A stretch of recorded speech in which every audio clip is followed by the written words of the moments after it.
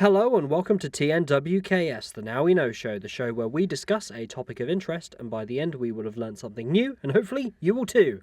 I'm Zak. And I'm Buzz, and in this week's episode, the final for Shocktober, we're investigating the paranormal.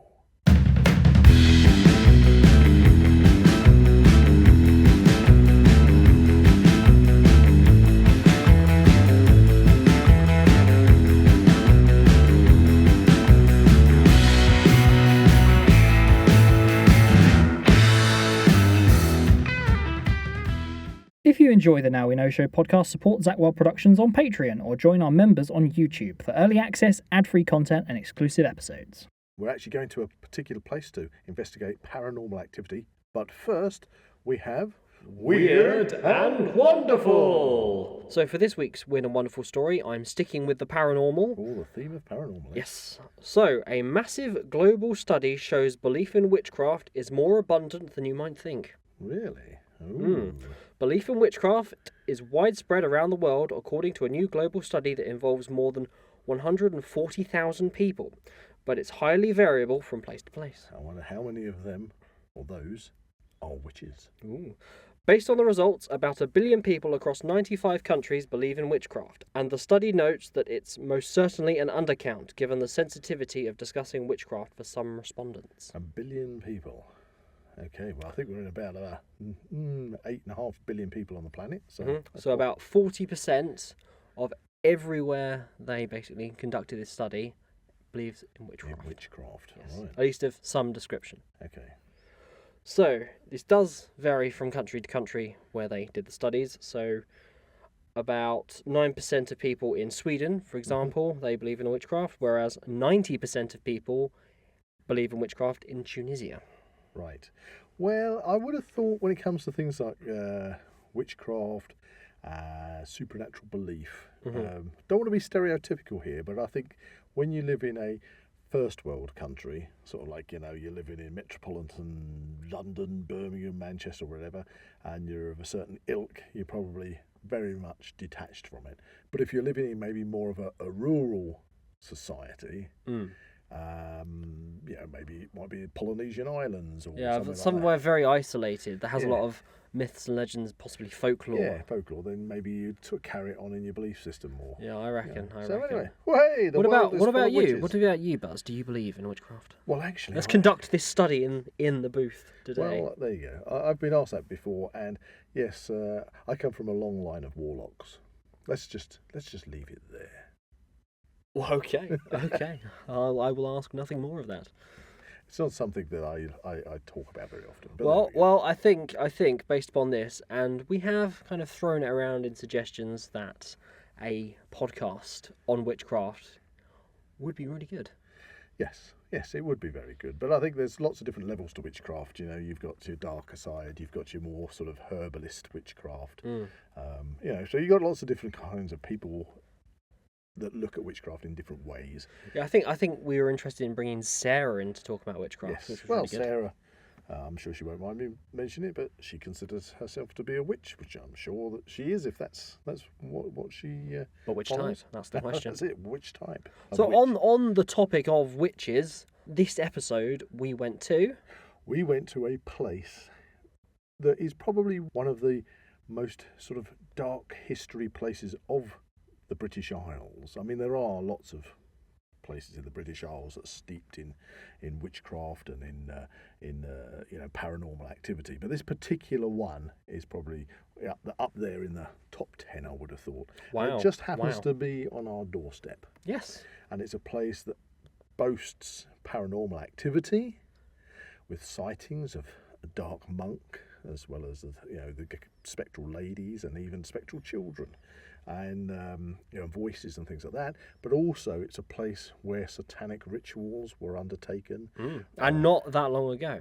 Witchcraft and even grave robbing, which is where we're going to go now. So here we are at St Mary's Church, Clophill, perched right on top of the hill below the village of Clophill, with the River Flit passing through. Now, we've come here for our paranormal investigation for Shocktober. Yes, just to round it off, yes. Yes, just to round it off. Because St Mary's Church has got a huge amount of history behind it when it comes to paranormal activity and also satanic rituals and rites being performed at the church. Yes, I have heard a little about this, yes. And so we've come here to see if we can, first of all, see the church itself, see the graveyard, talk about the history of St Mary's, and see if we can also pick up any signs of paranormal activity ourselves while we're here. Exciting stuff. Exciting stuff. So to start with, St Mary's Church is around 400 to 600 years old from when it was first established up on the hill, and in later years it became too small for the local parish congregation, so the church was closed, desanctified, and they built a new church down in the village. Now the church over the years became a bit of a ruin, crumbled down, the roof had fallen in, and in time the land and the church was purchased by the local council. However, while it had the period of neglect, that's when an awful lot of strange happenings were reported. Ooh. Do you know when these occurred? To answer that question, Zach, the church, when it was abandoned in 1848, as I say, it became derelict, and then over a period of time there have been reports of things like Victorian women, ghost spectral images of Victorian women. I think there's meant to be a dark monk also. Right. Actually, I've got friends that have reported strange happenings here as well when they visited. Oh wow, okay. In recent years, a friend of ours actually said that when they visited here, they had a very bad feeling when they were actually on the site, and they said that a bush, it was completely calm day, but even so, a bush was sort of shaking and vibrating when none of the other trees or anything. So unnaturally, but they could hear the laughter of small children. Ooh, that is quite spooky. And this bush was shaking, and as I said, they didn't feel like the feeling they had here, and as they left the main entrance to the church into the lane, and when they looked behind, they could see 3 childlike faces looking out of the church tower at them. Oh wow. And the giggling still happened, and they said that's it, they're not coming back. But anyway, so yes, those sorts of things aren't documented as in exact times of when these spectral images have been seen. However, when it comes to the myths of dark magic that purvey the Church of St Mary's, these go back to the 60s in the first reports that I've found. And right. There is a very, very early myth, call it a myth because it's not been substantiated, that the church itself of St Mary's was actually built on top of what was a leper and plague colony. Right. That hasn't been substantiated, as I say, but it is part of the mythos of St Mary's that it stands upon an old plague and leper pit. Ooh. So who knows? But anyway, back in March 1963. Aha. Yes. Okay. I've got a little bit on that as well. Yeah, Yes. 1963. It was reported that during the night, satanic graffiti had been daubed on the church walls, and several graves had been damaged, with the remains removed from the graves, especially of one grave of an apothecary's wife, or some say daughter, whose name is Jenny Humblestone, who died in 1770. And the bones from the grave were found to have been arranged on a makeshift altar, and a skull impaled on a metal spike inside the church. Oh, geez. Yes, That's quite dark. That is very dark.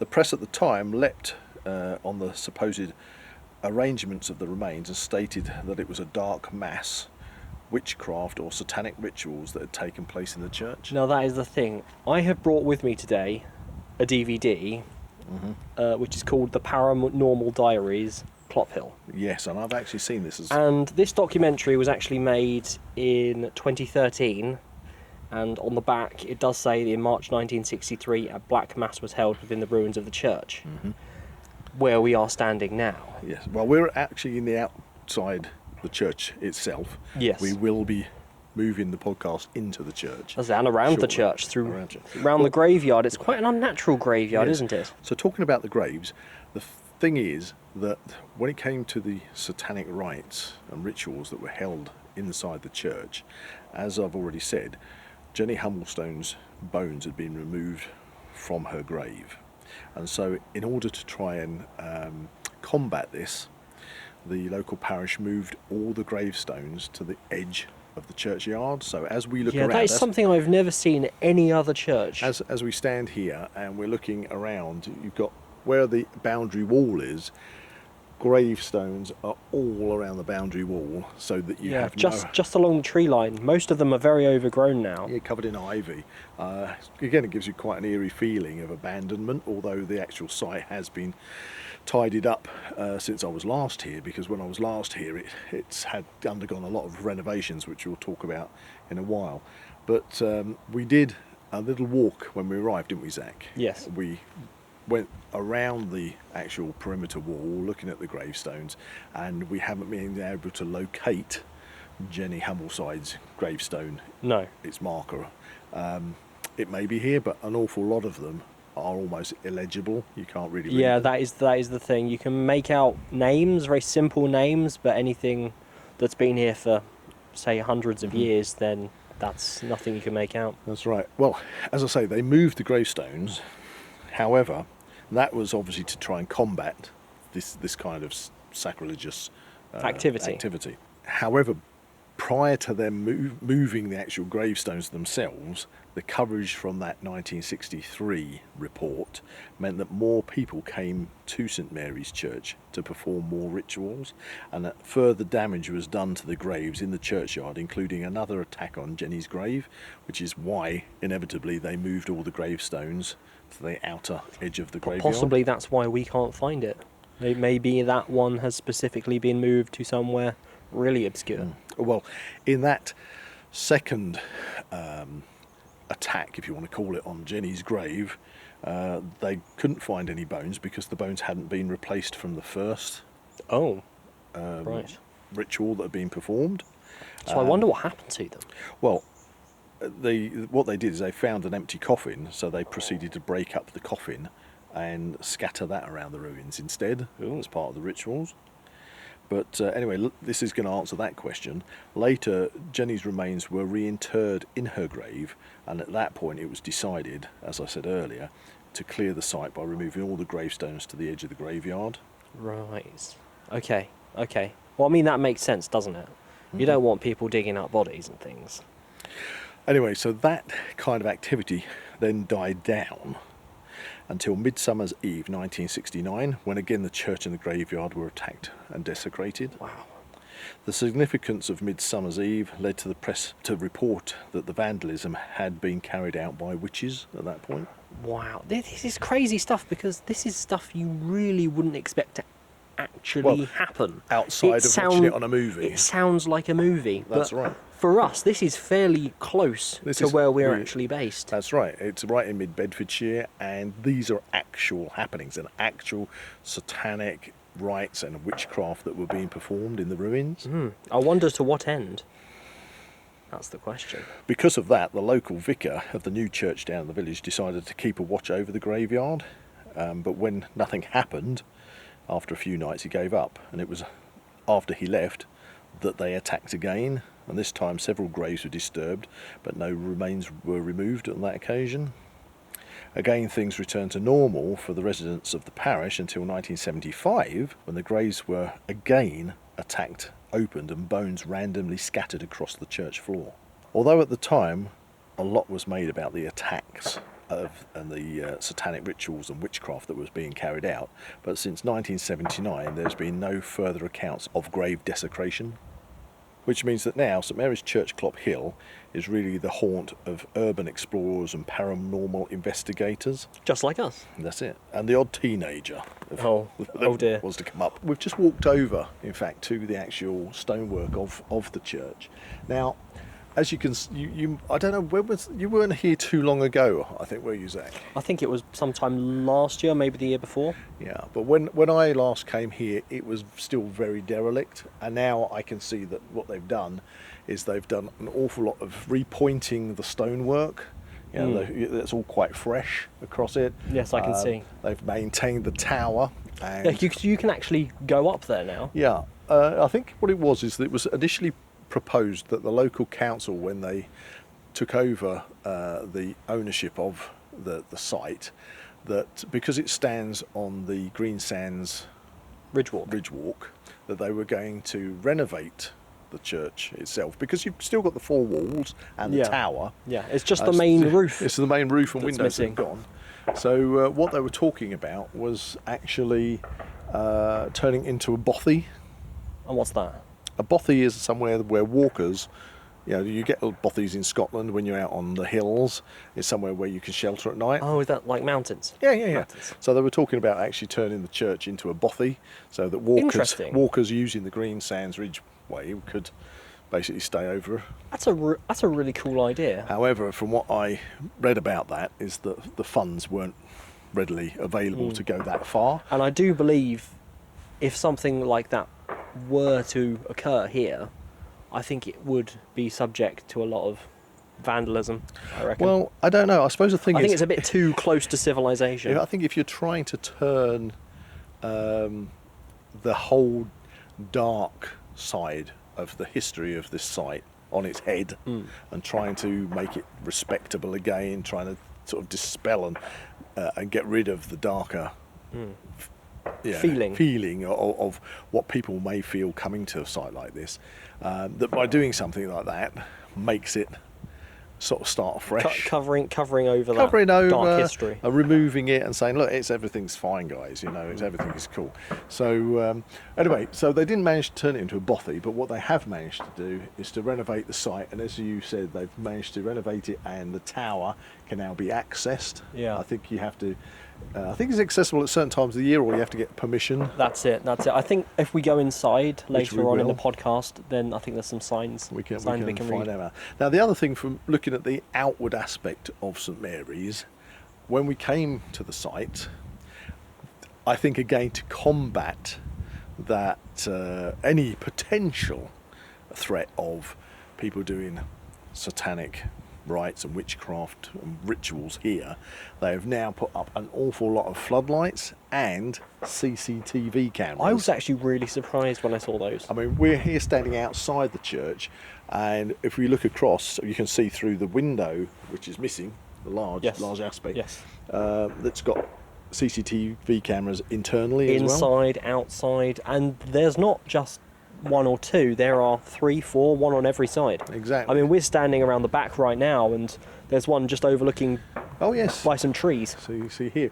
Well, it's also important to point out that they've got signs up that are saying no overnight. I mean, you're not now allowed to visit the church at night. Yeah. After dark, it says no visitors, and the fact that it's security alarmed. Wow. So that's why we've chosen to come during the day. And that was the thing, because we had originally planned to come up here at night to do a ghost hunt. Well, that's it, and we still have that penned, yes. Yeah. We were going to come up here with our paranormal specialist, our expert, Mickey Bolden, who's also a spiritualist medium, so he can come and see if he can sense anything. It'd be great to have him back on the podcast. Exactly. Well, I'm sure Mickey would come along. But of course, now we've got the thing that we've discovered, that the whole site is covered by CCTV and that it's not allowed to be accessed after dark. So as we're here, and it's probably a couple of hours or so before sunset, I would imagine, but what we've brought along is our EMF detector. And what does that stand for again? Electromagnetic field detector. Right. Okay, and it is one of the prime tools, if you like, in the arsenal of paranormal investigators. They use a wide range of tools to see if they can pick up any kind of supernatural activity, and an EMF reader, it picks up, as I say, magnetic field fluctuations, and supposedly, you know, when you've got a lot of paranormal activity, you get a lot of disturbance within natural electromagnetic fields. So that's what I brought along. It looks almost like a remote control, doesn't it? It's sort of like that, with a set of lights. So if, for example, if I just switch it on, there we go, it'll settle down. Okay, so we're just on a green light, which basically means Minimal to nothing. Minimal to nothing. Now I'm going to get my mobile phone out of my pocket. Mm-hmm. I'm going to bring that over towards it. And look, now it's shot right up to the red. Wow, Yeah. that is interesting. So I'm bringing it back again. And there you go. You can see Wow, I'm picking that up on my headphones. Yeah, it's going crazy, isn't Yeah. it? Wow, that's really cool. Now I'm taking my mobile phone away from it. So it's now off. My mobile phone is now off. Yeah. And we're back on just the green light. Yes, so I think we don't want to confuse the phone signals with an actual disturbance, do we? No, not at all. So I think what we should do is perhaps we should take a walk around the perimeter of the church. Yep. And just see if we Just get any see. hot spots, as they call it. Okay. So here we are. Let's just go for a walk. So again, we have a lot of restoration on the place. Again, no fluctuations in the electromagnetic fields. And we're A at very nice view. we've got a beautiful Overlooking view overlooking Bedfordshire. all the way across out towards. Is that the Sandy transmitter over there? May well be Sandy transmitter. Yeah, you can It's walk very all high. the way out towards Letchworth, Hitchin, Stevenage from here. Quite a good vantage point. Yeah. We're still on the outside. We're not picking up any electromagnetic fluctuations as it is, but we've got a great view now of the inside of the yeah. church, viewing the altar and what would be the bell tower. So shall we proceed in? I think that's a good idea. Okay. It's a very grand aspect, isn't it? It is. It's an absolutely fantastic ruin, and as I say, it's been very well maintained. I mean, again, when I originally came here, this was just a dirt floor, and there was still a lot of graffiti and rubbish around, and it's been completely restored. We've actually got 2 lengths of grass within the actual church itself, and we're walking down the main aisle towards where the tower is. And we're still not picking up any kind of fluctuations in the electromagnetic fields being in here. Again, I don't know when it comes to paranormal activity whether or not they actually, that changes whether it's at night time or daytime. I kind of feel that it shouldn't really make too much of a difference, apart from people get more kind of, we had a little flicker there, do you see that? Yeah, I can see it. It is just picking up something. Let's move around here a little. Okay, so we're moving towards the staircase that leads is up the locked. tower. No. Oh, hey. Wow. There- Okay. There was a big. Now there was no electrical things here. No, that is actually quite spooky.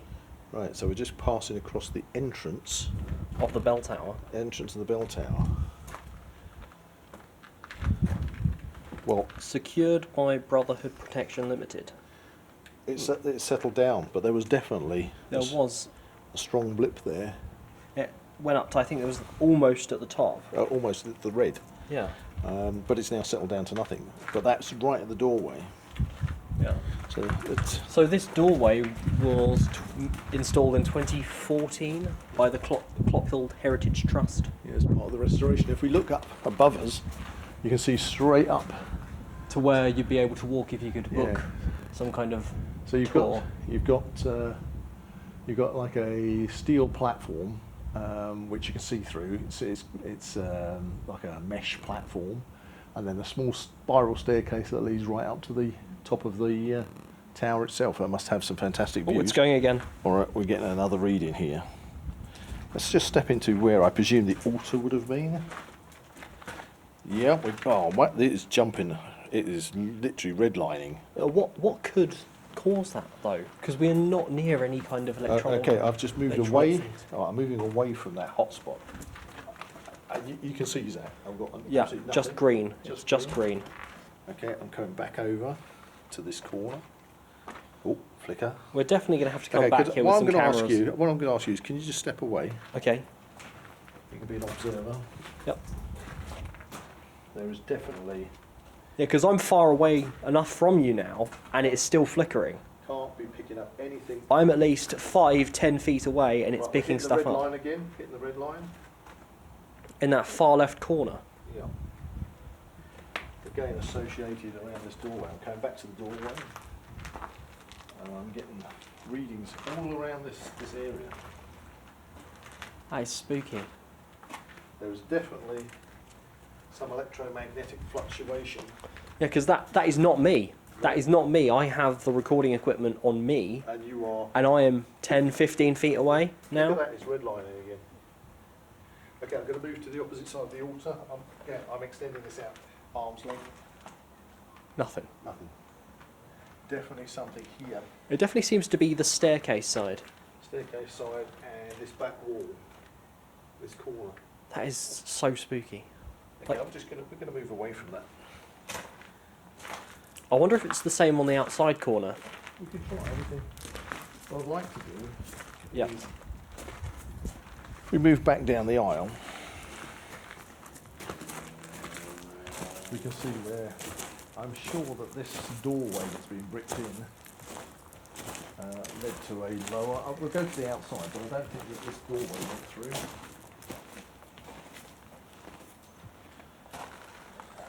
Again, oh, hang on. Again, another doorway. And that was, again, did you see that activity? I did. It was very brief. It's a brief spike. What I'd like to do is, there it goes again. So that is another doorway. I wonder if that is... A hive of activity. Well, yeah, or just maybe perhaps because it's a doorway, what do people do? They pass through doors, don't they? Perhaps that's why it's got a higher reading. I want to go to the outside, so let's move out of the church.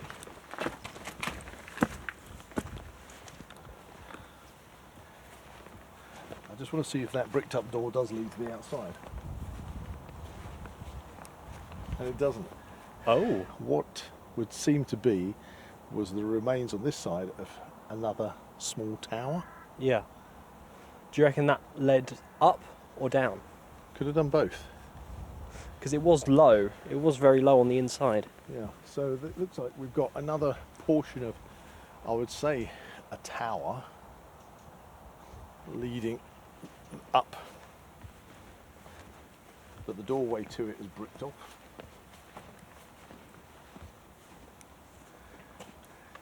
Yeah, Now I wonder why that is. I don't know. Because there is a window there. There is another bricked up window. It's like Yep. halfway up. Should we try the opposite side of the wall, where the altar is? Yeah. Yeah. I mean, we're certainly getting heavy readings from the electromagnetic frequency equipment. So we're going to just walk ourselves around, see if we get any reading from the outside of the church. I'm looking up here, I suddenly had an omen moment, but thankfully they don't have a large spiky lightning conductor that can fall off the church. Yeah. Well, they're definitely catching us on the cameras. Yeah.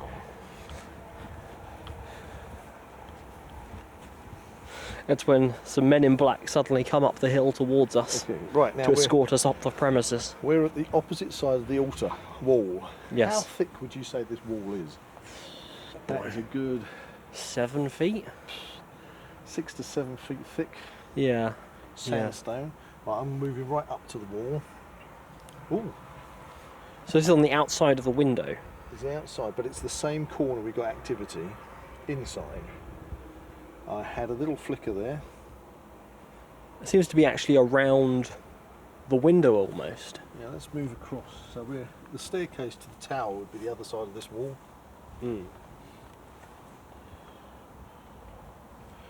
Not really picking anything up. However, what I would like to do, okay, we'll just move across to the opposite side. Again, I've got a slight flicker there. See, I'm not a great believer. There is this, I can't think off the top of my head what it was called. It's kind of like stone recording.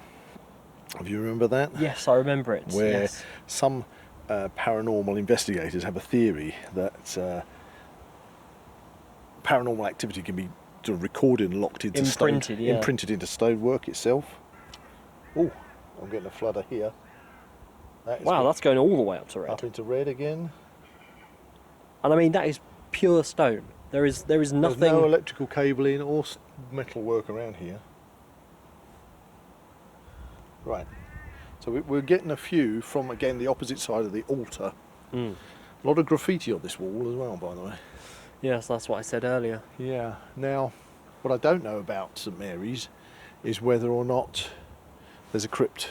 I would have imagined when this was built, especially being up on the top of a hill, where the water table would shed away, it would be perfectly feasible that there could well have been a crypt under this church. And I would have thought perhaps that bricked up door that went into what looked like a half round tower on the outside may well have led downwards. As well, yeah. I don't think that tower's big enough for a staircase. Right. So I'm kind of wondering whether that was built out to allow to go down. Ooh. But there could well be a crypt under here. Under our feet as we speak. What I'd like to do is to go back into the church, Yep. back into the altar, one final time, and just see if we can get these EMF readings again in the same area. Yeah. Do you want to just scan this front as we walk round? So again, we have some window work. We've got CCTV cameras high on the wall. In numerous quantities. Yep. But they're 20, 25 feet away from us. Yeah. I wouldn't expect to get any kind of reaction. I've used this equipment for some time, and I've also tested the equipment on just the electromagnetic fields of household goods. Yeah. And you get a reading of maybe 3 lights if you take it to the back of a fridge freezer where the pump's running. It goes absolutely crazy if you put your microwave on, but you've got to be right up close to them. So I would not expect to get any kind of reading at this distance from any of the CCTV cameras. Just they're too far away and too small. Right. Anyway, let's just go down through the main entrance. It'd be interesting if we get anything on the actual entrance into the church itself, because this would have been the main entrance, I would imagine. Yes. Let's take it slow, nice and slow. Okay. Nope. And then we go back into the altar. Let's go back to that hot spot we found. And it's back again. Yeah, it's back again. Definitely in this area. There's something in this area which is really pushing out a signal. Look at that go. Wow, that's going all the way up to red. Let's see if I can catch. Yeah.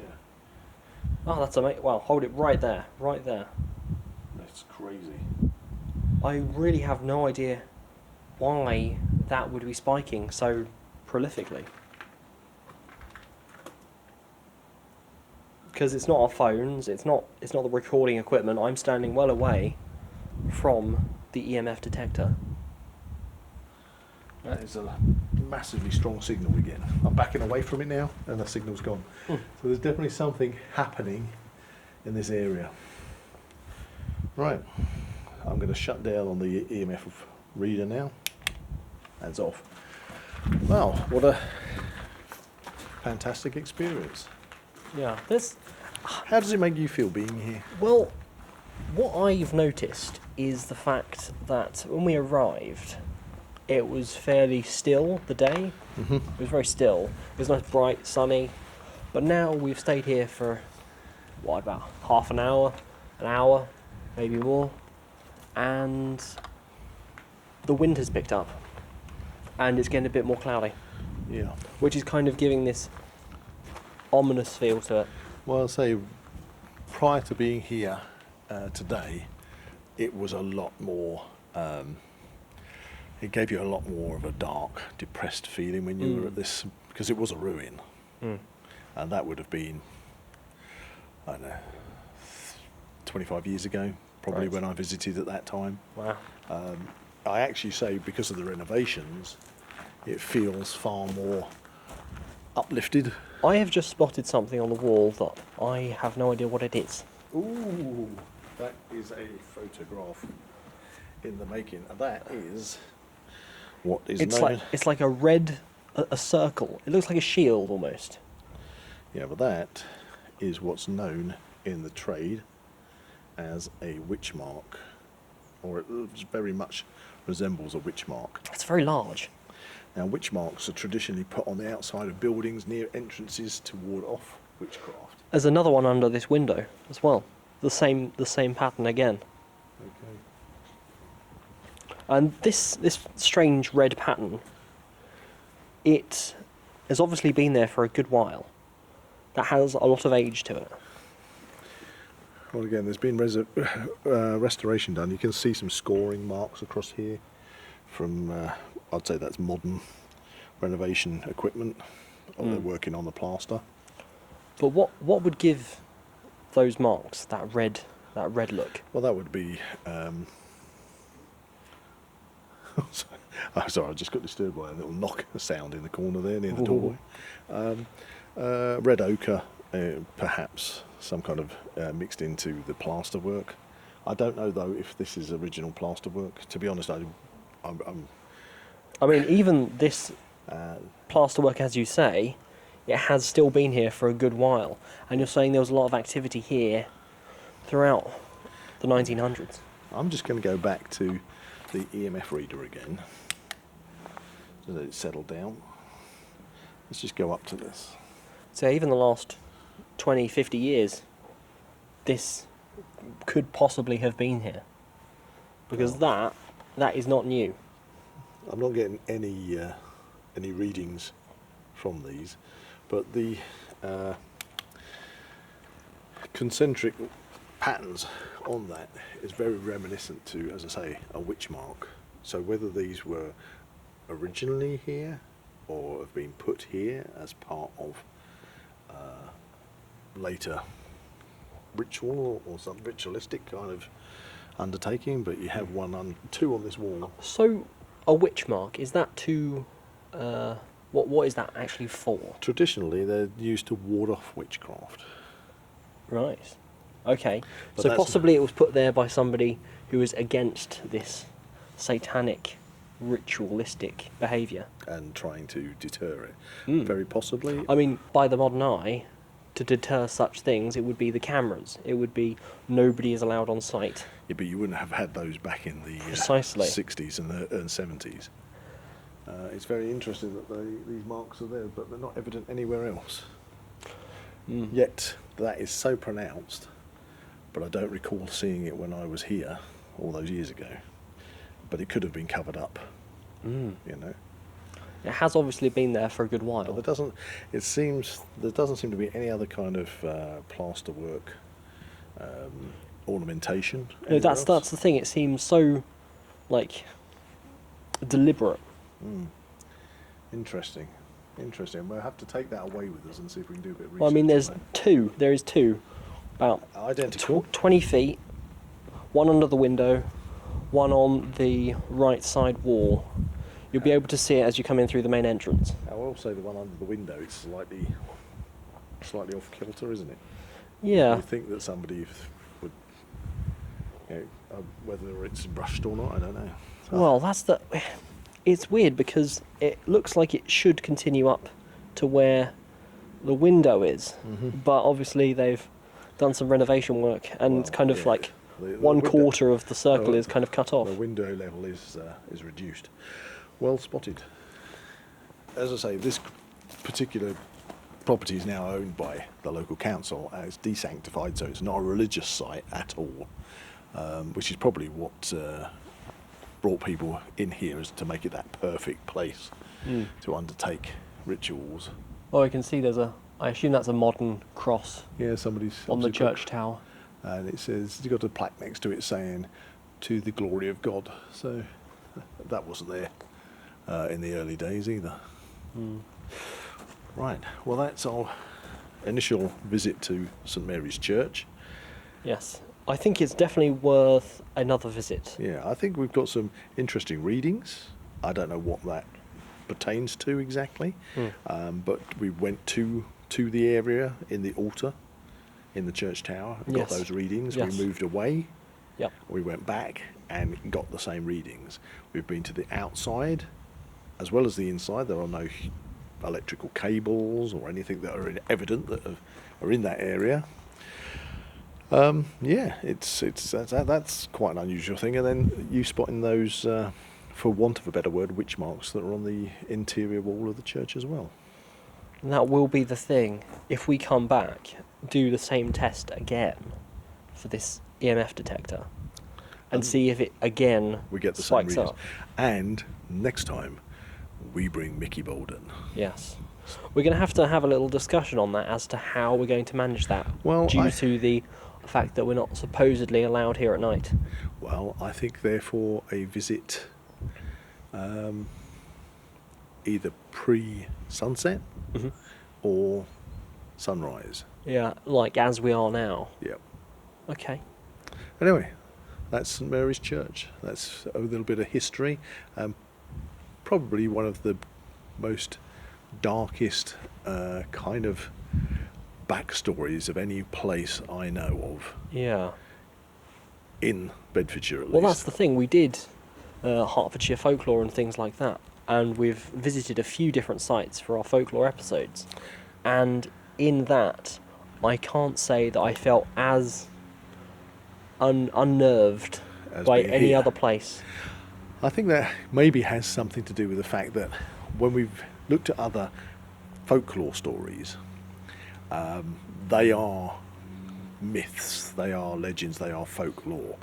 What we have here is somewhere where things actually happened.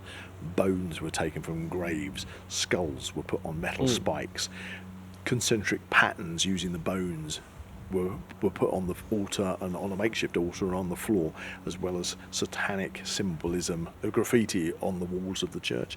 This happened, and more than once. Not long ago. Not long ago. It has a history, but it also has And it makes me quite wonder, a modern history as well. Yeah, well, it makes me wonder if you have those people in the 60s and in the 70s that were maybe from covens, those covens could still exist. Yeah, there's nothing to say they wouldn't. You know, it might not have just been individual people just off the cuff. We might be talking about covens that still exist and continue onwards to this day. Well, that's the thing. Looking back to the cameras, what other ruins of a church have you seen actual active cameras? This is so heavily daubed Alarmed. with cameras and with lights that it does also make you think they really are trying to keep people away. There's police signs on the gateway to the tower. Looking back to that big entranceway, overlooking Bedfordshire, you've got two cameras either end. One is very disguised, the other looks more modern. And right above us, again, we've got a huge spotlight to light up the main church area. And you think if nobody's allowed here at night, why would they need a spotlight? That's to see what's happening within the church itself. And as we come outside the church, again, on the far side, cameras. This, just under the front entrance here, we have got 3 cameras which are no more than probably 5 foot apart from each other. And I mean, if this was any other ruin, there wouldn't be any cameras on it. No. Why would there be so many cameras on it? I think Unless somebody was actively trying to monitor such things from happening. I think that really what we've got here is a very active hotspot where the need to deter people is incredibly strong. Yeah. And that it's basically bringing this podcast to an end with more questions than we can answer. You know, it's thrown up more questions. You know, very, very strange. Just looking to this window over here on the outside. Yep. There's Somebody's a cross. Somebody's inscribed. Now that's quite a modern feature, I would have thought, because Yeah. that looks like the stone itself has been renovated, and that somebody, because that's quite. Let me take a photograph of it. We can put up. But that's kind of you can tell somebody scratched that in, I believe. That's not a...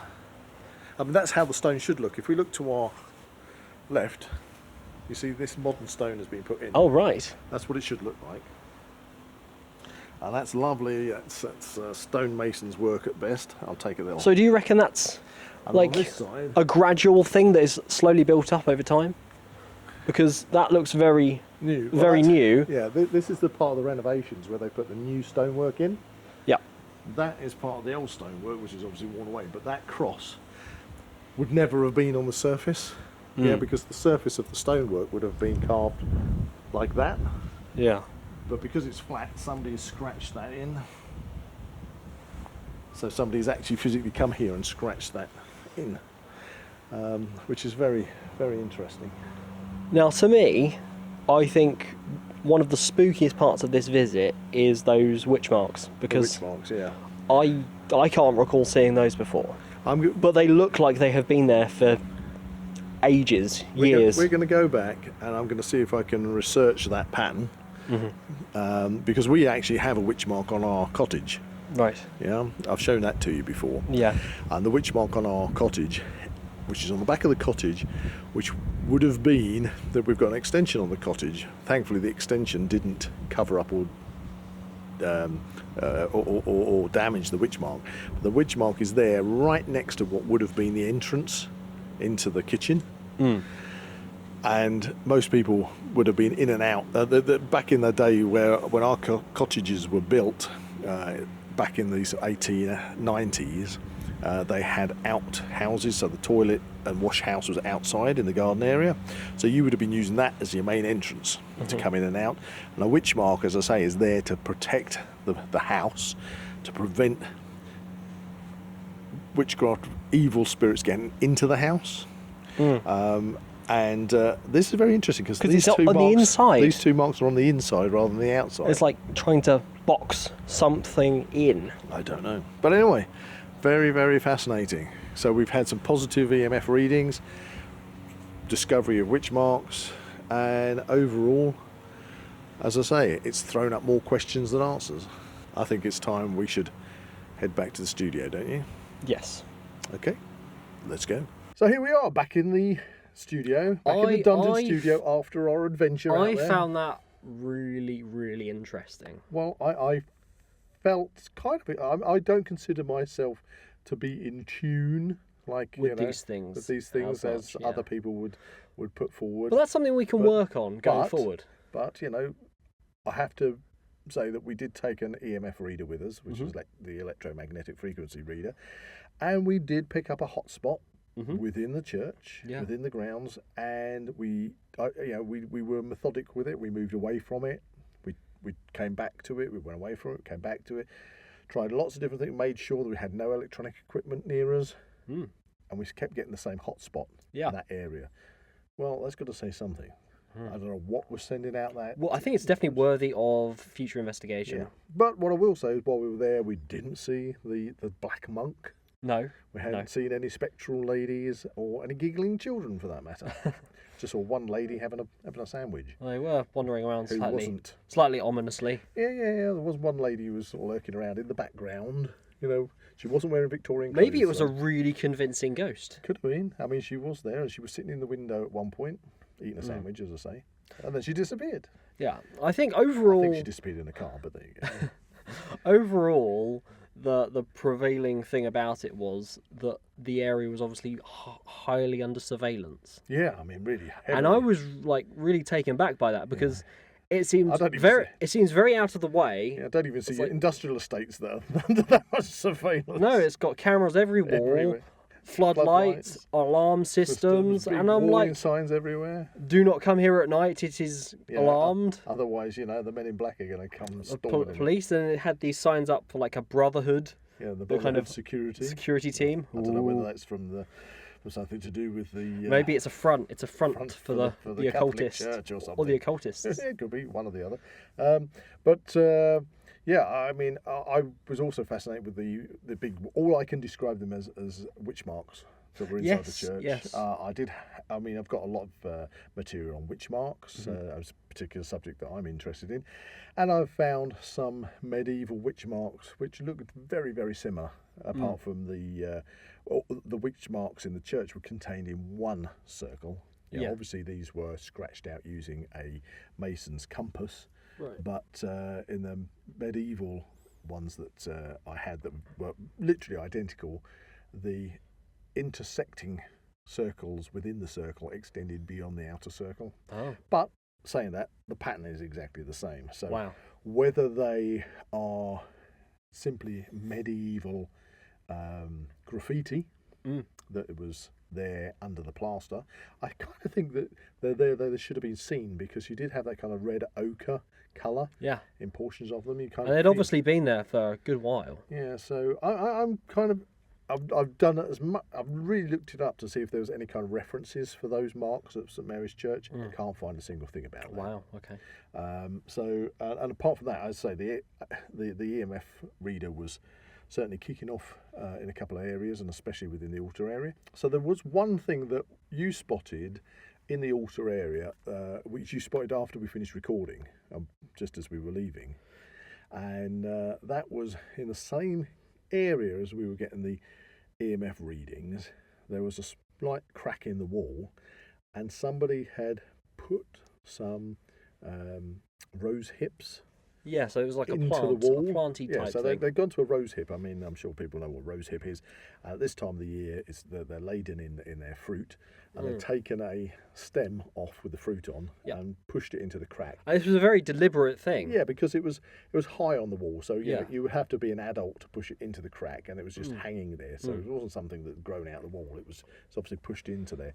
I don't know whether that had any meaning, but we were trying to think, why would somebody Do that. walk into the church, go into the altar area? They've obviously got the rose hip, carried it in there, because there's no rose hip that is growing immediately around the church, and they've put it into that crack to dangle down. It's a very deliberate thing. Yeah, I mean... And there is no way that could be a coincidence, because it was in the same area that we picked up the EMF readings. It was in the same area as the altar, I would say that, which is where the rituals took place. I would say the crack was off centre, because it was pretty much the only crack in the masonry that you could use to put something in, and it was just there. And now you might think that's just a random thing, but I felt personally, and I think you agree, that it felt like there was more purpose behind it. Indeed, which is why I looked up rose hips and their magical uses. Oh, what, within witchcraft? Yes, within witchcraft. So they do have a very wide range of purposes, supposedly, in witchcraft. Including luck, good fortune, love, health, self-love, beauty, peace, anti-nightmare, which I thought was a pretty cool one, protection, money, prosperity, confidence, family and friendship, divination, truth and charms. Well, there you go. So I think out of those, if somebody had a motive to put that there for a specific reason, I would either say that it was there for some kind of protection, or, like you say, anti-nightmare, to repel, bad spirits, or well, I think possibly could it be a connection to the actual witch marks, because that was on a separate wall to them, and it kind of, maybe it's to keep something evil inside rather than out. Yeah, because it's weird that a witch mark would be on the inside of a building.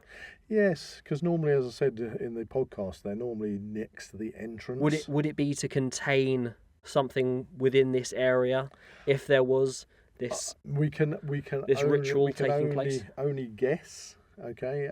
Again, obviously, for the listeners out there, you've listened to the podcast, and I did mention that I've been there years ago when the place was very much derelict, and it just had the mud floor, and it looked like it looked hideous at the time. It was dark. It was so perhaps you're on the right kind of. Any explanation is possible, but yeah. I think you've got to put yourself into the perspective of, I'm an adult, I've purposefully gone to a bush that is nowhere near the church, brought in that, pushed it into the crack in the altar, nowhere else in the church, gone to the altar. There's got to be some kind of meaning. What that meaning is, I don't know, but Otherwise, that is a massive coincidence. Yeah, yeah. Well, I mean, why would somebody randomly do? Precisely. Why would somebody just randomly go in there? They could have stuck a daffodil in there or something. Yeah, anything. Wrong time of the year for that, but you know what I mean. Or some oak. Yeah, I think there were some mushrooms around. Some acorns or something. But you know, there was purpose behind that. Yeah. What that was, I don't know. But there you go. But it was a fascinating trip all the same. And I think we should definitely go back maybe in the years to come. Again, I'd love to take Mickey, because Mickey is our paranormal specialist. He's our expert on that. He is a spiritual medium. So, you know, it'd be good to see if he can pick up tune in to anything. And I'd also like to go back and take a radio so we can maybe listen to some white noise. Yeah. Yeah, to see if there's anything on the white noise. Maybe conduct some other kind of tests. I mean, it's awkward because obviously they are hot to trot on anybody going up there at night. Yeah. Which kind of puts a bit of a kind of prevention on that investigatory well, they side. obviously do want to prevent people going up there at night. For what reason? Well, for obvious reasons. For what reasons? Because we of don't the know. satanic kind of witchcraft, grave robbing past. But is it still a thing? Because looking at all the signs and stuff up there, I think there was no reference to any of this stuff happening. It's like they're trying to cover it up. There was one line on the main board at the entrance that said, and it said, you know, vandalism. That was it. But you know, that I think basically they're trying to steer away from anybody. Any reference. Probably want people to forget about the darker side of St Mary's Church. But that's what makes it so. Yeah, but unique. That's the thing. That makes it. But that's also a magnet for people to go there. Yeah, for maybe the right or the wrong reasons, you know. But who knows? But there must have been a time when they didn't have those signs up there. True. Because we did mention in the podcast, the live recording, about a film. Oh yes, Paranormal Diaries, Clophill. Yeah, we spotted that some time ago, didn't we? I think I literally just picked it up from a shop somewhere. But it actually is down. I think it's on IMDb, isn't it?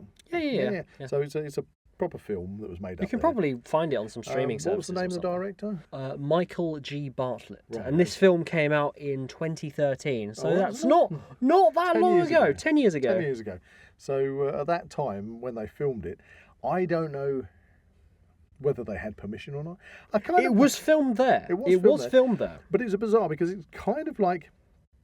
It starts off... And I was interested in watching the movie because I felt it was a documentary on the paranormal that basically encompasses St Mary's Church. And it kind of starts off like a documentary. Yeah. And I I recall, I think it was, they had the Bedfordshire ghost hunters kind of club.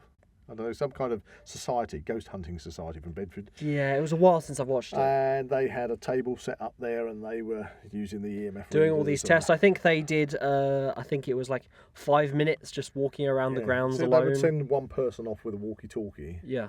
And see if anything weird happens. And it was kind of, you know, an investigation that was obviously for the most part. Filmed at night. But then... it suddenly went downhill towards the end because I think they wanted to go for a bit of sensationalism in this particular film stroke documentary, because all of a sudden they all saw, what's that noise? What's happening? Look, can you see those lights? And then it cut to a sequence where we had white-robed figures with torches. I'm talking about flaming torches. Heading in a procession. In a procession through the woods. And then it's like, come on, let's go and look. Yeah. And they were in the woods. There aren't any woods right next to the church. Not right next to it. No, there are woods up there, but no, there's a lane with a couple of bushes. Yeah. You know. It almost felt like a found footage thing in the end, it didn't looked it? like they just... Hey, this would be a good idea to round it off with a bit of sensationalism. Yeah, I think it's like this footage was found on the people who made it never. Yeah, and it kind of went a bit Blair Witchy at the end. Yeah, that was very much. Oh no, they've seen us! Ah! Yeah, and it was that's like, hang on a minute, guys. I watched this, and at the beginning, I'm taking this seriously as a documentary. I've watched this for the first 45 minutes, believing everything that's going on here. And then you get to the end, and you go, did they just make all that up anyway? Yeah. You know, was it just a load of BS? I think they should have stuck with the documentary style. They should have stuck with the documentary style. Instead of going into the fictitious at the end. Yeah, that just sort of like spoilt what they'd tried to achieve in the first instance. Yeah. But saying that, it is a film. And it's a very low budget film. Low budget film, but I think for anybody interested in the mythology. The mythology and paranormal and St Mary's Church. Definitely worth a watch. Yeah, give it a watch. I don't think... Don't expect it to be like the next big thing or anything, but yeah, it was interesting. Yeah. I would say if you're interested in watching these sort of ghost hunting, paranormal programs that they have, that you can streaming channels and all sorts of things. Blaze or something. Then give it a go. But overall, to round off Shocktober, I think that it was a really interesting experience to go up there. Yeah. It is an absolutely beautiful place to visit anyway. I mean, the views out across Bedfordshire from the church. Amazing. Especially if you got the option for the access up to the top of the tower. Yeah. As I'm in the studio pointing my finger in the air that nobody can see. If you can get up there, you must have an absolutely amazing view. Because you probably then view out the opposite direction. And of course, it is part of the Green Sands Ridge Walk. Yeah. Which is really nice. And in a way, it's a shame they didn't turn it into a bothy for people to stay in, but there you go. Yeah, well, I think that could have caused a lot of... Oh no, satanic rituals. Satanic rituals. Yes, people in the bothy suddenly disappearing. Okay, so retrospectively, Shocktober. Yep. What has been your favourite episode to record? Was it The Exorcist, Jersey Devil, horror movies to watch this Halloween, or this one? To be honest to everybody and all the special guests that we've had in, I would say a bit of everything. Bit of everything? Bit of everything, because nothing, it's all been outstanding. It's all been thoroughly enjoyable, a fantastic experience. And the nature of the Now We Know show is that we learn things. Yeah. And for all those episodes, I learnt about the Jersey Devil. I learnt about movies that I might want to watch at Halloween that I've not heard of before. We basically covered all sorts of things. That was a learning experience for me, learning experience for you, and hopefully... I've certainly gained more of an appreciation for The Exorcist as a movie. Yeah. That's. I mean, for me, it was throwing up a lot of old memories from back in the day, because you watch movies like The Exorcist and you watch them when they come out, which is obviously in the 70s, and I saw them in the late 70s, and then you don't necessarily revisit them. Sometimes they come up on the TV, but it's always cut. Always cut. So kind of like these days, it's like, I'm not watching that because there's no point. I know they're going to cut it. It's great. The whole Shocktober this year has been an adventure, a journey into everything Halloween. I think it's definitely given us some ideas for next year. Yeah. In fact, I think you're off pumpkin carving later this week, aren't you? Yes, I am. Have you got any Halloween plans? I think it's a Tuesday, is it not? It is. It is Tuesday. So I'm not at the gym, so maybe I'll refer to the list of movies that have been recommended and see if there's something there that takes your fancy. I know on Halloween. Are you actually carving pumpkins on Halloween? Or No, we're doing it on Thursday. Okay. Yeah, you're off down at the Shepperton Studios on a film job on Halloween morning, I believe. Yeah, so, that's true. Maybe we can get together on Halloween night. We're going to have a good traditional Halloween scary movie. So it's that time of the podcast where we dive into the Hat of Mystery to pick out the next subject for our Now We Know Show flashbacks, which are exclusive episodes for our patrons and YouTube members. Out comes Sherlock Holmes' Deer Stalker. Who's going to choose this week? Oh, I think it's going to be me. Okay, well, I am holding the hat. That does make sense. It might be a little tricky to hold a Deer Stalker with one hand. Okay, what have you pulled out? What have I pulled out? Oh, okay. Interesting. This might kind of segue into a topic of another podcast that we're going to be doing in November, hopefully. Excellent. So this is flashing back all the way to episode 4.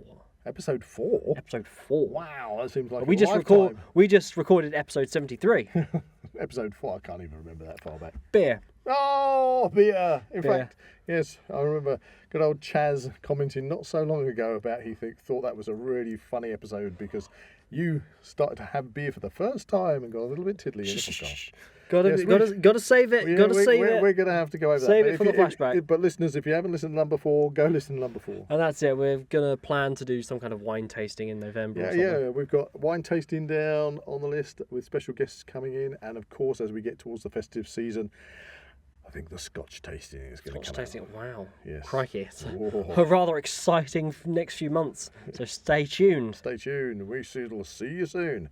If you enjoyed this podcast, please like and subscribe to this channel and comment below any suggestions of topics or activities you'd like to listen to in future episodes. That's a spooky Halloween goodbye from Buzz. And that's a ghouly goodbye from Zak. Goodbye. You can find the Now We Know Show podcast on YouTube, Spotify, Amazon Music, and Apple Podcasts. Keep up to date with everything ZWP on Facebook and Instagram, or visit the Zak Wylde Productions website at www.zakwyldeproductions.com. And remember to join us on Patreon or become a YouTube member for early access content and exclusive episodes.